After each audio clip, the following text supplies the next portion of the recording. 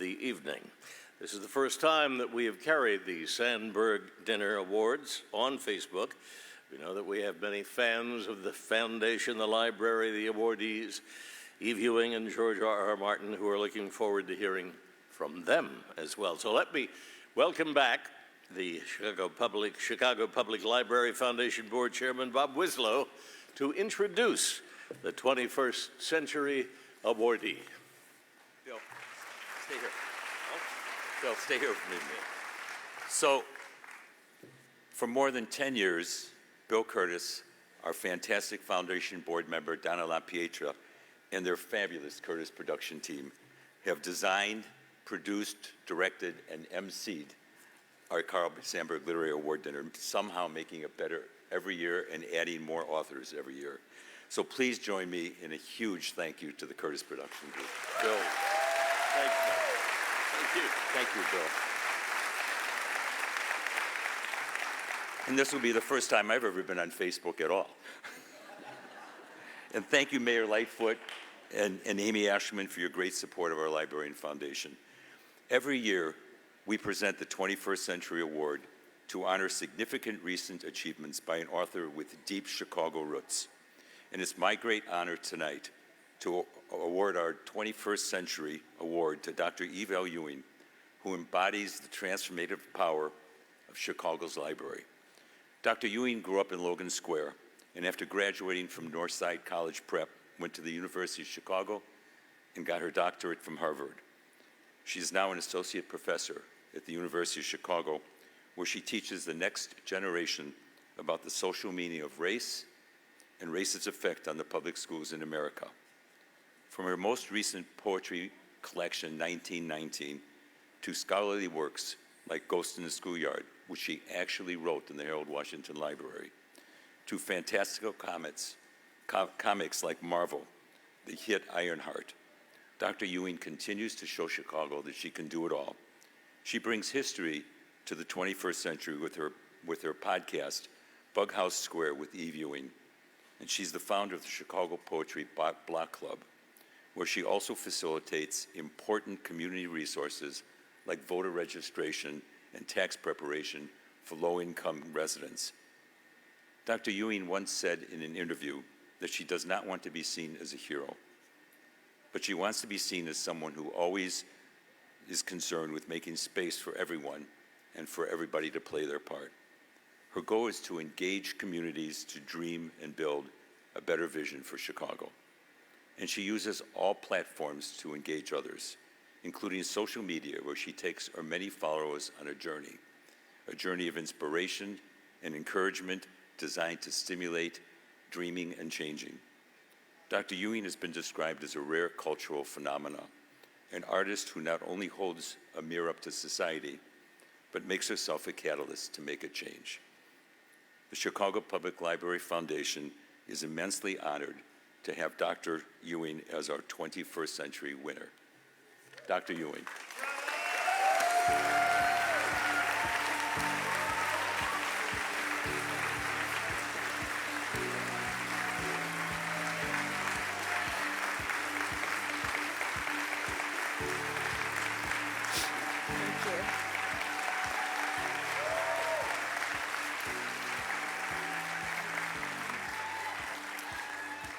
Thank you so much for this tremendous honor.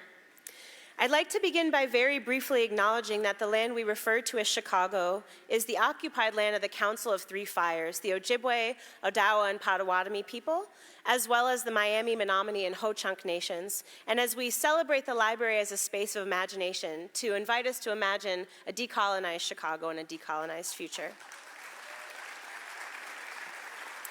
Thank you, first and foremost, to the Chicago Public Library Foundation for this incredible, unparalleled honor, and to all the many, many people whose hard work went into making this night very special, including some of the folks that you've seen, as well as the people serving our food, the people who prepared this incredibly beautiful space. Thank you so much. I was asked to speak this evening about the meaning of the library in my own life. When I was in college, my friends and I would reminisce about our younger years, and they would sometimes make reference to a childhood home. Sometimes they would show me photos of their childhood home, a bedroom plastered in old posters, a favorite tree in the backyard where they had their tree house, a crawl space where they'd curl up with a book and pretend they were Harry Potter. And when they went back to their towns for holiday breaks, they'd send pictures and emails and postcards from their childhood homes. In those moments, I always felt different. Sure, I have lots of amazing, beautiful childhood memories, blessed memories, but they're scattered across this city, tucked into the corners of the different apartments and places we lived throughout my life. We moved around, sometimes by choice, trying to find something better, sometimes not so much by choice. And each time we moved, we shed a little bit of something, like an old skin that didn't fit anymore, a favorite sweater, an old teddy bear, a damaged photograph. Periodically, I walk or I take the train or the bus to State and Van Buren, and I go into the Harold Washington Library. And when I do, there's a big sign. It says, "Welcome home."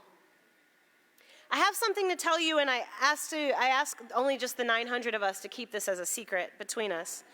I have a secret headquarters, and it's called the library, and it's full of memories. I've got them all like a family photo album in my head. Here's little Evie, age 5, my mom letting me check out as many as I wanted of the books on tape, actual tape, in those special Ziploc bags that had the hooks on them. Remember those?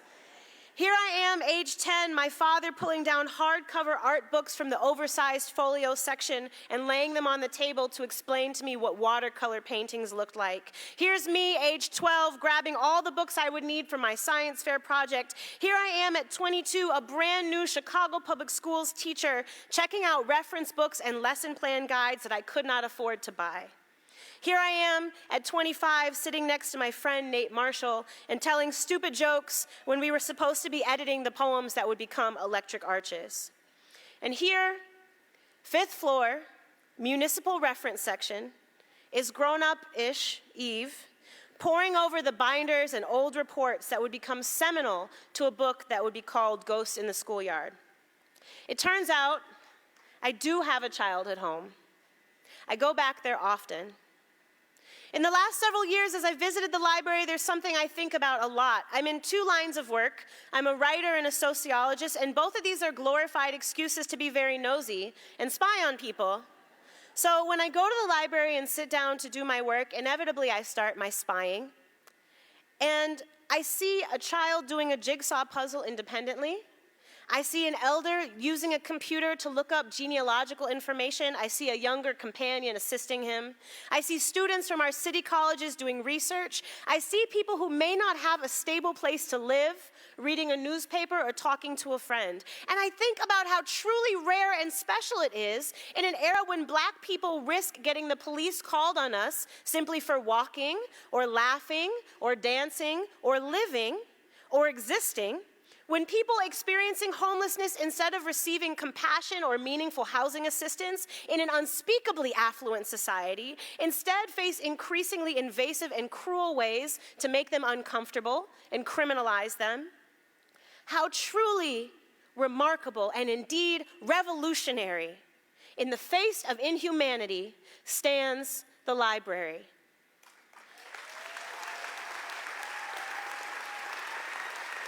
Thank you. The library says, come here, come learn, come sit, rest, come read. Thank you to all of you for being here, for making a home for so many souls that need it. I am afraid it is not going to get any easier, and it will only be more and more necessary. Thank you so much for this honor, for this award. And what I would mostly like to say tonight is that in a time of marginalization and of silence, of unspeakable callousness and disregard for the basic dignity of human life, the library is a radical space. Because when the world says we don't want you here, the library says to so many what it has always said to me: welcome home. Thank you. Am I supposed to take this? Oh, okay, great.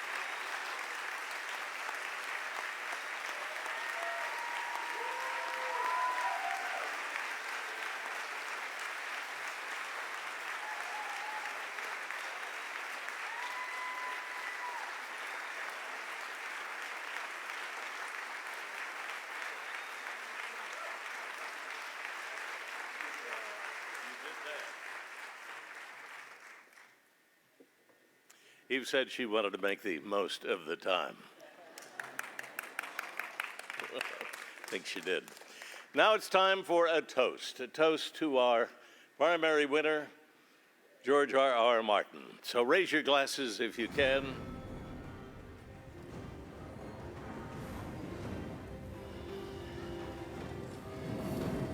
It's fitting. Stop, stop, stop. I know. I'd watch a whole episode too. Look, I love Game of Thrones, don't get me wrong, totally. This ode to the power of storytelling, this juggernaut of imagination that brought millions and millions of people together with the collective knowledge of a world that sprung from the mind of one man. This epic body of work that sold 90 million copies in 47 languages. Forget about it. Those of us who are fans and writers bow down before our Carl Sandburg Award winner on the basis of A Song of Ice and Fire alone. And many of you are here because of that work. But George R.R. Martin is so much more than this. How? How can anyone be more? Well, for starters, he's a teacher. And we at the Library Foundation do not give lip service to that. We revere it. And for another, he's a scholar. He has a BA and a master's in journalism from the great Medill School of Journalism at Northwestern University. I know that table is out there. And he's a philanthropist. And y'all know I love them. But something that I think probably informs who he is as a man, as a philanthropist, as a writer, is that he knows what it means to need money.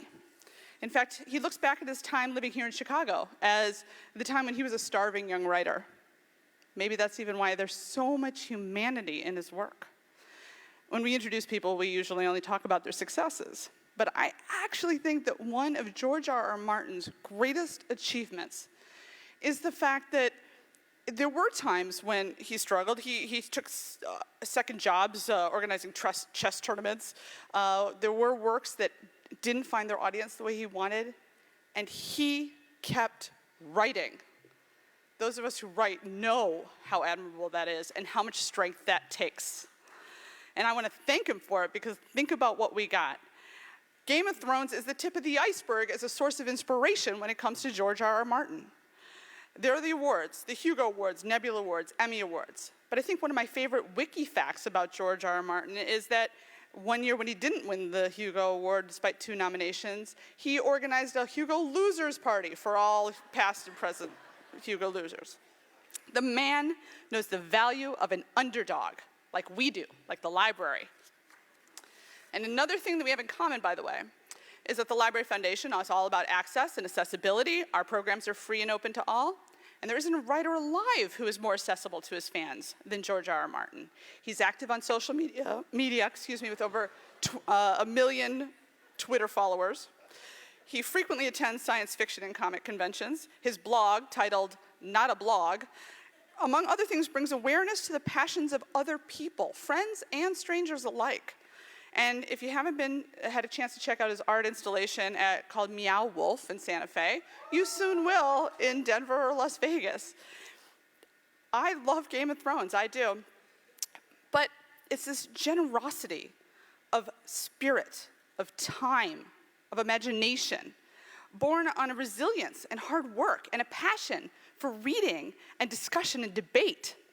That's what makes this one of the great honors of my life, to present the Carl Sandburg Literary Award to George R.R. Martin.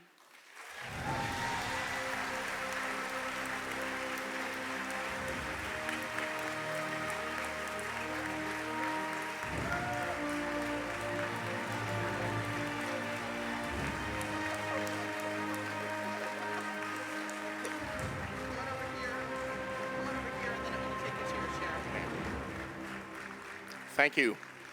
I appreciate those words. It's lovely to have some of that stuff remembered. The success of A Song of Ice and Fire and, of course, A Game of Thrones has transformed my life, and I'm thrilled that so many of you and so many people around the world have read it.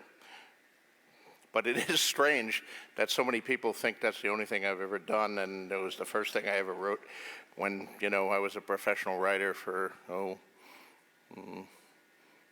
25 years before the first volume of that came out. But it's great that to see some mentions there of the Wild Spirit Wolf Sanctuary and the Yuga Losers Party. I've lost many awards in over my years, not just Yugos, but Nebulas and Emmys and things like that. I haven't lost an Oscar yet. I want to work on that. And Meow Wolf. And I don't know if I'm supposed to say anything, but we are working on bringing a Meow Wolf to Chicago. So, but keep that secret. It's not public yet. Anyway, they're going to ask me some questions here, so I think I'll sit down and let them talk to me. I can take this. We'll get a quick photo, and then. And to ask those questions from NPR, Scott Simon.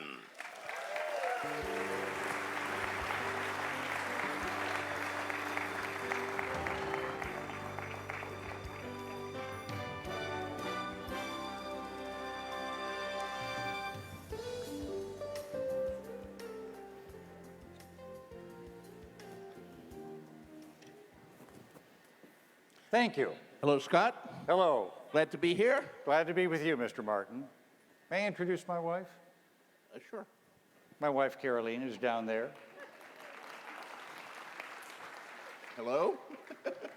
Glad to meet you. Glad to meet all of you. 90 million copies. That's an impressive number. I didn't know that myself. How many have you signed? About 85 million, I think, with my illegible scrawl. One of the things that success has done for you is it really makes your autograph worse and worse and worse. You know, when I was signing occasional autograph in 1972, you could actually read the words George R. Martin, but now it's just sort of... Tell me about your history with reading, growing up in Bayonne, New Jersey, what the library meant to you, what books meant to you. Well, there were several stages. First of all, my mother read to me when I was young, which I think is absolutely crucial. So all of you who have children, please read to them when they're very young, as you can't get too young to start reading stories. I remember, I think it was probably a Beatrix Potter book, but it was about rabbits anyway, and it was a weasel who was the villain, a terrifying weasel that really had an imprint on me, and ever since then I've loved monster stories and been afraid of weasels. But when I got to school, I was a good student, and they taught me to read in school, public school, Mary Jane Donahue School in Bayonne, New Jersey. I got a great education there. But it was the 50s, and they taught kids to read with these books about Dick and Jane. Do any of you remember these books about Dick and Jane? This was the dullest family that ever walked the earth. Nothing even remotely interested ever happened to Dick and Jane. I don't know if they'd wanted to design books to teach kids not to read. These would be an excellent way to do it. You know, reading is full of boring people. Fortunately, I also discovered comic books, and I discovered that Batman and Wonder Woman and Flash and Superman were a lot more interesting than Dick and Jane. So I went to Gotham City and Metropolis, and I had amazing adventures with my superheroes. And then, for Christmas one year, a friend of my mother gave me Robert A. Heinlein's book, Have Space That Will Travel. First science fiction book I ever read, hardcover book. Only hardcover book I owned for about the next 15 years, because I was way out of our price range. We were living in the projects in Bayonne. We didn't have much money. But Heinlein hooked me, and thereafter I started buying fewer comic books, instead using some of my money to buy 35-cent paperbacks off the spinner rack at the local candy store. And even that taxed my budget. But fortunately, there was a library. The Fifth Street Branch Library in an old storefront between a delicatessen and a pet shop. And I read every science fiction book they had in their small section, one by one. And then I started taking the bus up to the main library at 31st Street in Bayonne, a Carnegie library, which had a bigger section. I read all of those books too. So yeah, libraries kept me reading. When did you start writing? When did you think, I can do this? You know, I think I started writing about the same time I started reading. I'm a pack rat. I never throw anything away, so which scholars now have come to appreciate. But I still have, I call it the Space Encyclopedia that I clearly wrote when I was like 6. And it's one of those black and white school notebooks where I have an entry on Mars and Venus, and I drew a picture of it. You know, I couldn't draw a circle very well, but, you know, I could draw something approximating a circle and color it red. That was Mars. And then I wrote below it what the Martians were like. And then when I ran out of planets in the solar system, I started inventing some more planets. Some I stole from science fiction TV shows, and some I invented all on my own. And that's probably the oldest thing that I wrote. But later, I wrote some monster stories for other kids in the projects. I sold them for a nickel each. So you would write stories and sell them to your friends? That's right. Yeah. One copy only. You know, I didn't have a printer or a typewriter or anything. Hand wrote. They were like 2 pages long. You realize what they can get on eBay now? Yeah, probably a fair amount. Who knows? The stuff that they're selling on eBay is scary. I want to ask you about your time in Chicago. Is that where you learned about warring dynasties and an icy apocalypse? Well, the icy apocalypse actually, I think, had its root in my freshman year at Northwestern up in Evanston. Yeah. It was I got there in the fall of 66, and I guess this was early in 67, and they had this incredible snowstorm. And I don't know how many of you were alive in 67 or how many of you remember it, but I was coming home from class when this, walking back to my dormitory when this storm started. And the snow was so thick, I got lost on this campus that I'd walk every day. You couldn't see the buildings. You couldn't see 5 feet in front of you. The snow was just coming down so heavily, and you couldn't see where the street ended and the sidewalk began. Vague light shining through the darkness as night was falling and the snow was falling heavily and heavy. And I finally did find my dormitory, and then by the time the snowstorm stopped, I was on the first floor. The windows were completely covered. You know, it was almost up to the second floor. And then it froze, and it didn't melt for days, weeks. Months. It might have been months. Yeah. I don't remember. And May. Yeah. it was like World War II with the trenches, except they were made of snow and ice instead. You know, we would go out of the dormitory and we would be in a trench with walls above our head of snow and ice, and they would lead to where the trench met another trench, and people would put up crude signs, you know, this way to Bob Hall, and you know, this way to otherwise we would be completely lost. Yeah. It was like a transformed world, and I think that got its fingers into my memory somehow, and may have had some influence when I started writing about the Wall in Westeros and the men of the Night's Watch. Good. The characters that began in A Song of Ice and Fire, people have counted, 9 became 31 by A Dance with Dragons. Oops. Is that count wrong? I don't know. I haven't counted them. Well, then how do you keep track of them? With increasing difficulty. You know, it's all in my head, but I'm not a writer. I often say that there are 2 types of writers. Mm-hmm. There are architects and gardeners. And I know we had an architect here who was one of the authors who came up. I'm sure that he plans all of his buildings well in advance before he starts building them. He draws a blueprint, and he knows what they're going to be made of and how many stories they're going to be, and where the bathrooms will be, and how they'll be heated, and what the roof will be made of, everything before they even dig the foundation or drive a nail. That's the way the architect writers work. They plan the novels out in advance, what's going to be everywhere, every turn, every twist, everything. They have these very detailed outlines. And then there are the gardeners who dig a hole and they plant a seed and they water it, in the case of writers, with their blood and their tears and their sweat. And they hope that something comes up. And they have a general idea. They know whether they planted an acorn or a tomato plant, but there's lots of surprises. Sometimes it doesn't come up at all, or it comes up and dies, and sometimes it gets very wild. And that's me. I'm much more a gardener than an architect. In that way, like J.R. Tolkien and others. So I start these stories and I put the characters in motion and I follow them where they lead. It's not the most efficient method of writing. Frequently, the characters are mischievous sons of bitches, and they leave me down some garden path, and I suddenly realize I'm at a dead end, or then I have to double back and rewrite the chapter or take it in another direction. But it's worked for me all my life, so I'm probably going to keep continuing doing it that way.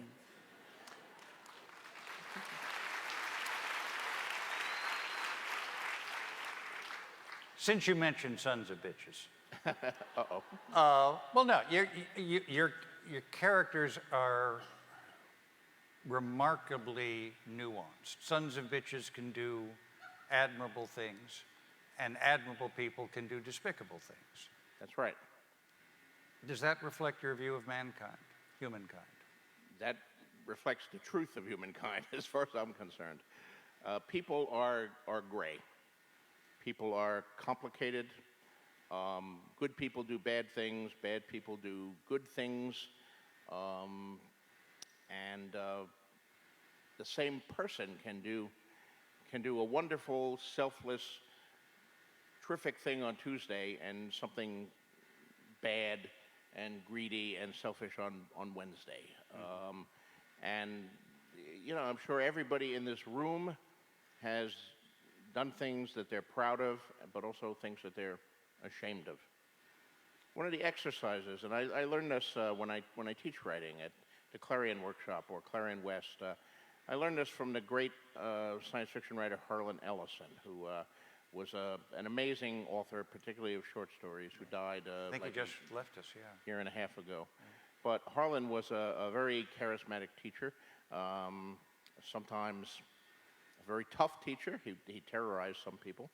But one of the exercises he always gave his writing students is said, okay, I want you to write an exercise for me, and don't put your name on it. I just want it in. I don't want any names. But I want you to write just one page, the worst thing you've ever done in your life. And people would submit these things without names, and these classes of like 20, 30 writing students had done some appalling things. They were writing students, yeah. And it was fascinating to see those, but it drove home the point that, you know, people don't get up and do evil because they're villains. That's only in comic books. The people who do things that we now consider evil or selfish are driven. They have motivations. Sometimes they think they're doing the good thing, the right thing. Sometimes they know they're doing evil, but there's some basic temptation, whether it's greed or lust, or they have some rationalization. And that's the way I want to write characters, not villains, not heroes. You know, I think if you have purely white characters, purely black characters, you're dealing with colors of cardboard. Human beings are much more complicated than that, and to my mind, that's their glory. That's why I love reading books, reading biographies and histories, and of course fiction. The best fictional characters are complicated. Yeah. You were a conscientious objector during the war in Vietnam. I was. Spent 2 years working here at the Cook County Legal Assistance Foundation. As a VISTA volunteer. How does so much violence come into your books? You know, first of all, I don't know that it necessarily comes into all my books and stories. You have to read a lot of them, but it certainly comes into A Song of Ice and Fire. Like Tolkien, like many of the great fantasy stories, at heart, A Song of Ice and Fire is a war story. And I think if you're going to write about war, whether you're writing about a fictional war for the Iron Throne of Westeros, or a struggle against Sauron to preserve the free peoples of Middle-earth, or you're writing about World War II, or you're writing about the American Civil War, or you're writing about everything, you're not honest if you don't include sex and violence. You know, I grew up in a time in the 50s of fundamentally dishonest presentations of violence on television. And as a kid, I thought like gunfights in the Old West, people drew, and then one guy fell down and was dead. You know, I had no idea of the actual impact a bullet can do when it enters someone's skull or someone's chest. you can write a book that doesn't contain any violence. And there's some great books, some wonderful books that contain no violence at all, no killing. No, but if you're going to write about violence and killing, then I think you should present it honestly, with all the gore and people screaming for their mother as they die with their entrails sprawling out in the mud. Don't pretty it up. Don't cover it up. And the same thing is true of the sexual violence, which is one thing that my books have been sometimes criticized for. If you're going to write about war, I've read a lot of history. That was my minor in college. Well, journalism was my major. And as far as I know, every war in human history has included rape. It just seems to be something that comes out, and not just the Nazis. Yeah, we don't know that Nazis did that because they're really bad and they're horrible. Yeah. But guys, we think when we read of history, good guys did that too. And again, if you're going to write about war, you have to deal with these things, or at least I think so. Just because you include dragons doesn't mean the whole thing should be removed from our human experience that we know about. Is it difficult to have 90 million people waiting for your next word? Yes. Especially because, you know, a certain portion of them are really impatient and snarky about it. It's really hard to say. Nobody here tonight, I'm exactly sure, how yeah. many of the 90 million are that way, but you know, judging by the responses on Twitter, there's a lot of them, but Twitter tends to magnify. You know, you can get one person who posts 150 messages in 3 days, all of which is, "Where is Winds of Winter?" So, you know, and I'm sure those messages will be posted when anybody writes about tonight. If any of you go home and post on your Twitter account, "Hey, I was just at the Chicago Public Library Sandburg Award dinner and George R. R. Martin was there," you know, by the third message, someone will say, "Well, what the hell is he doing there? Where's Winds of Winter?" So, you know, at this point, it is what it is. And, you know, I should probably leave right now and go back writing Winds of Winter. Well, I mean, but the fact is, I mean, if you never wrote another word, you'd still be one of the most successful authors in history. By certain parameters, yes, but Yeah. it's very important to me to finish A Song of Ice and Fire. I don't want it to be my mystery of Edwin Drood here. I want to finish it, and I still have 2 more books to do, and I want to finish it strong, so people look at it and say, you know, this entire thing is an important work, not a half-finished or broken work. I know some of the more cynical people out there don't believe that, but it is true. What are some of the jobs you had before you became one of the most successful authors in the world? What did you to keep body and soul together and keep writing? Well, relatively few, actually. I was fortunate in that. Of course, I got my degree in journalism because although I knew I wanted to write fiction, science fiction, fantasy primarily, I also knew, because this was true at the time, that mostly that was not an occupation that could support you. Even some of the greatest names in the history of science fiction up to that point, and we're talking the 60s, had to have other jobs that they used to pay their rent or their mortgage or support their family, and they wrote on the side. So I got a journalism degree to do that. But as I got out of college, the Vietnam War was going on, and I was a conscientious objector, and I was drafted to do 2 years alternative service, which I spent with Vista. Now, I had sold a couple stories in college, and while I was with Vista, working here in Chicago for Cook County Legal Assistance, I also wrote more stories and sold them. So by the time my 2 years of alternative service ended, I was doing okay, but still not enough to pay my share of the outrageous $150 a month rent on my uptown apartment. So I had to have something else. But in college, I had also been a chess player. I'd been the captain of the Northwestern chess team. And right around the time that I left, a guy named Bobby Fischer defeated a guy named Boris Spassky for the World Chess Championship. And America went chess crazy for like 2 years. And suddenly these tournaments that had previously drawn 50 people were drawing 250 people.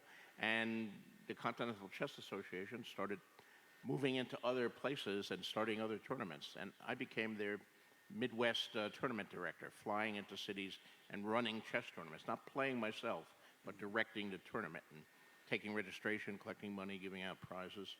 And it was an ideal thing for a writer because the writers who had day jobs worked 5 days a week and they had the weekend to write. Well, chess tournaments were held on the weekend, so I had 5 days a week to write, and then I had to work Saturday and Sunday. So I was just a reverse, but it gave me more time, and I completed more stories, and I did better. And then after that, the people who had taken up chess then dropped it after 2 years when they realized that they, in fact, were not Bobby Fischer and would not do as well. And tournament registrations went down, and that died from under me. And at that point, I had gotten married, and I was looking for another day job, and I had my master's degree. So I applied to 100 colleges for a teaching job, and I got hired at a little Catholic girls' college in Dubuque, Iowa, Clark College. That's what got me out of Chicago. And I went up there for 3 years to be a journalism instructor. In fact, if you were a journalism major, a print journalism major at Clark College in the late 70s, you got me. I taught all the classes in print journalism, so you got me for every class for a few years there. And I also got to teach a few classes in creative writing and science fiction, history of literature of science fiction. So that was a lot of fun. And I loved teaching, actually. It was very satisfying. If there was any profession that could have lured me away from writing, it was not journalism, and it was certainly not directing chess tournaments, but it might have been teaching, because I really liked working with the kids, and I got in trouble as advisor to school newspaper. They didn't like my advice because I wouldn't censor the school newspaper, so that didn't go over well. You let something through, or you censored something? No, I didn't censor anything. Yeah, That was the problem. I didn't censor anything. Oh. And you know, it was a Catholic girls' college, and one of the students wrote a story about lesbians on campus, and I let it through, and yeah, the nuns were not happy. The nuns were, in fact, very unhappy. But still, they didn't fire me, and they didn't, do anything bad to the students. It was a well-researched article, although all the sources were protected. There were no names, but it was accurate, and that was what I taught. To tell, as a journalist, report the truth, find the truth, document it, get your sources right. Then you're good. But something happened in right around that time that was a huge effect on my life, and it was a tragedy, actually. There was a writer friend of mine who lived in Texas initially and then Kansas City. This is Tom Raymond? His name was Tom Reamy, yeah. And he was, there was an award in science fiction that I'd been nominated for in 1973, the John W. Campbell Award. It was given for the best new writer in the field. I had lost it. It was the first major award I lost, but I was a nominee. In 1977, Tom Reamy won the John W. Campbell Award. He was the best new writer in science fiction. He's a tremendously talented writer. He was about 10 years older than me. He had worked in a lot of professions as a printer. He'd worked out in Hollywood as a prop guy. And he finally took to writing fiction, and he was great. And then, less than a year after winning the award as best new writer in the field, he had a massive heart attack and died, and was found slumped over his typewriter 7 pages into a new story.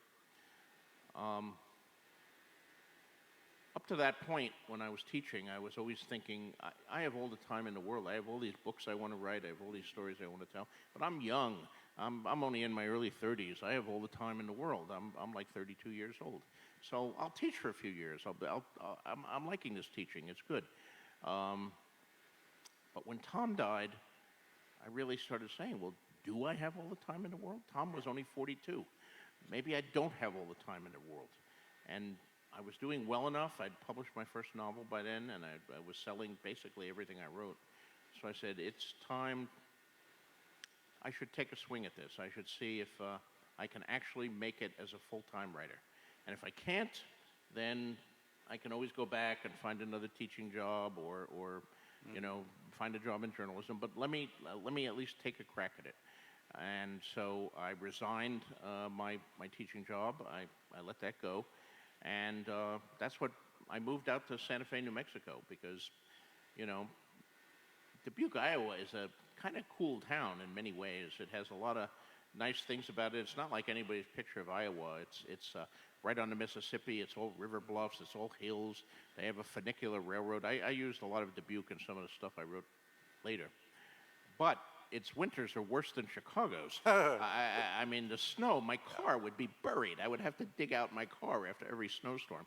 And then I would finish digging it out, and a snowplow would come by and bury it again. So I decided I would didn't have a teaching job anymore. I was full-time writer. I could move anywhere I want, and I moved to Santa Fe, New Mexico, which I'd seen just a year before as a tourist. And Santa Fe got his hook into me, and I've been there ever since. Let me ask, got two questions left. Let me ask you about fan fiction, because as I don't have to tell you, some people have been so eager for another word to come from your pen or your processor, your software, that they've started writing their own. Yeah. Well, this will make me very unpopular with, who's reported with a certain portion of the audience, but I'm not a fan of fan fiction. Now, let me define my terms here, because I started in high school writing for fanzines. Before I ever sold a professional word, I wrote and published stories for comic book fanzines while I was in high school. And they were an important part of my development as a writer, mostly because people liked them. And, I was kind of a shy kid. I wasn't very self-confident. And when these stories appeared and people wrote, "Oh, I really like that story by George Martin," it really encouraged me. It made me think, hey, maybe I have some talent for this thing. So that fan fiction that I wrote was important to me. But what we called fan fiction then was fiction written by fans. That is, it was not paid for. It was amateur fiction. You gave it to a fanzine, a fan magazine, and they published it for free. I was writing comic book superheroes, but they were my own superheroes. I was writing stories about Manta Ray. I invented Manta Ray. Garazan, the mechanical warrior. I invented him too. The White Raider. I invented him and I killed him in his first story. So I was killing people even then. There's a lot of tragedy when your hero dies right in his origin story. What fan fiction has become since, though, the definition of the term has changed. Fan fiction is now fans writing stories, still amateur stories, mostly posting them on the net these days, about other people's worlds and characters. They're writing Harry Potter stories and Kirk Spock stories and Luke and Han stories and name it on. And yes, they are writing stories about my characters, I'm sure. I tell them not to tell me about them. I don't think it's, number one, I don't think it's some of the people who write it, only a small percentage. I don't pretend it's all. Maybe of the 100% of the thing, maybe 20% have aspirations to be professional writers. I don't think it's a good way to train to be a professional writer when you're borrowing everybody else's world and characters. I mean, that's like riding a bike with training wheels. I rode a bike with training wheels, and then when I took the training wheels off, I fell over a lot. But at some point, you have to take the training wheels off here. You have to invent your own characters. You have to do your own world building. You can't just borrow from Gene Roddenberry or George Lucas or me or whoever. And so I don't think it's good training to do that. And the other thing is there's all sorts of copyright issues and all of that. Yeah. When you're using other people's. That's why I prefer not to know about it, because my understanding of the law is if I knew about it, I would have to try to stop it. So just don't tell me about it, and then do what you want there. But it's becoming increasingly popular. There are millions of people doing it, and some people think it's great. They've even naming it transformative fiction. But you can name it what you want. It's not for me. I don't want to read it, and I would not encourage people to write it. The characters you've created are so important to people, so many of them, and live in people even after they've been killed off, after we've seen it, read it. I wonder if your characters stay with you. Do they come back? Do you see them? Do you dream about them? When I'm writing, yes. When I'm really in a groove, I'm haunted. Yeah, I can't. I know writers who I admire vastly, who are very disciplined. They write 4 pages a day. They write 6 pages a day. They write on airplanes.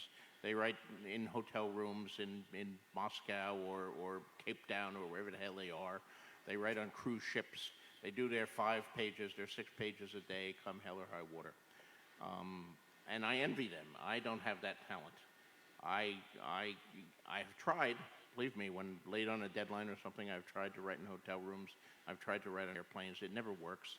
I produce terrible stuff if I produce anything at all. What I've learned is I can only write in my own office, in my own place, with no distractions around me.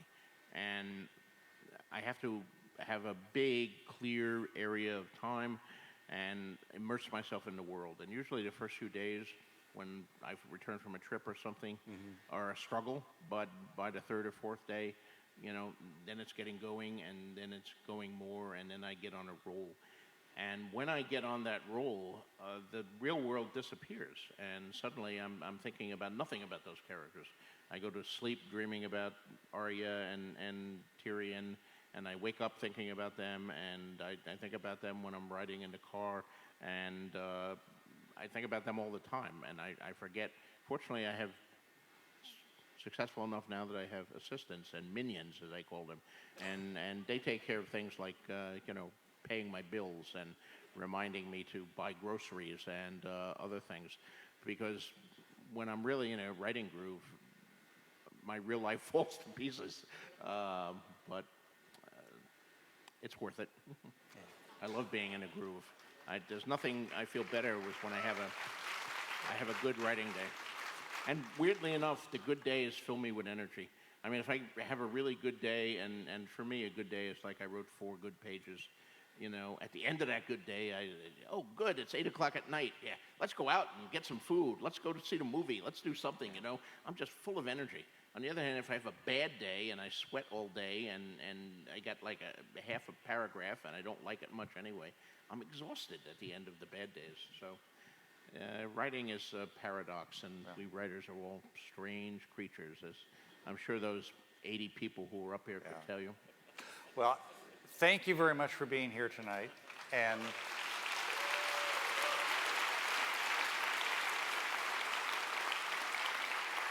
coming back home to Chicago, as we both have, and on behalf of 90 million people, get the hell back to work. All right, yes, sir. Yes, sir. George R. R. Martin, the winner Thank of the you. Sandburg Award. Thank you so much.